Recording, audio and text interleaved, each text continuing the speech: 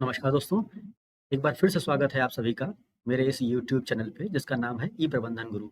तो इस चैनल पे हम आपको बहुत सारी इन्फॉर्मेशन, कंप्यूटर एजुकेशन और बाकी चीज़ों के बारे में देते रहते हैं। जैसा कि आप जानते हैं कि इस समय हमारी एडवांस एक्सेल की क्लासेस चल रही हैं, तो आज उस क्लास में हम सीखेंगे कि ईएमआई कैसे कैलकुलेट करते हैं। उससे बहुत इंपॉर्टेंट चीज़ ये है कि जब आप कहीं लोन लेते हैं, चाहे किसी बैंक से लें या किसी इंस्टीट्यूशन से लें, तो आपको ये पता होना चाहिए कि हमको कितना लोन पेमेंट करना है। इसके लिए हमारे पास सबसे पहले लोन अमाउंट यानी प्रिंसिपल अमाउंट पता होना चाहिए। एक फॉर्मेट मैंने आपके लिए बनाया है।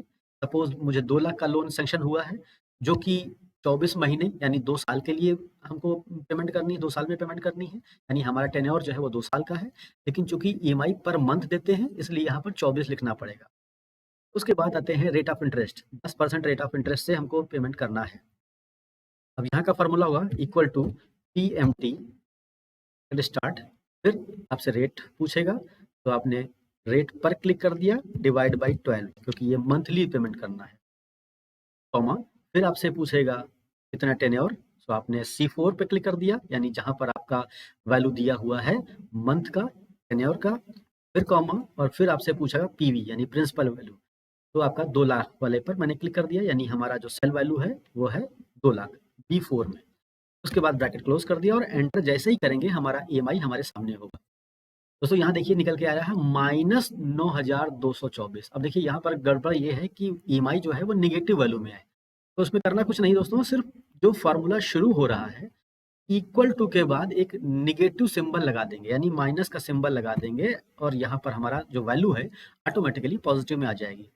यानी हमारा अब की ईएमआई कितना हो गया, 9,228 रुपये 99 पैसे। ये दोस्तों हमारा ईएमआई है। कितना आसान है निकालना। अब हमें देखना है कितना हमको रीपेमेंट कितना हमने किया, यानी हमारा ईएमआई मल्टीप्लाई बाय यानी C6 जहाँ हमारा ईएमआई है उसको मल्टीप्लाई कर देंगे टेन्योर से 24 से, तो निकल के आ रहा 2,21,495 रुपए। और अगर हम इस वैल्यू को यानी 2,21,000 को माइनस कर देंगे अपने प्रिंसिपल अमाउंट से, तो हमारे पास निकल के आ जाएगा कि 21,000 रुपए हमने 2 साल में इंटरेस्ट पे किया।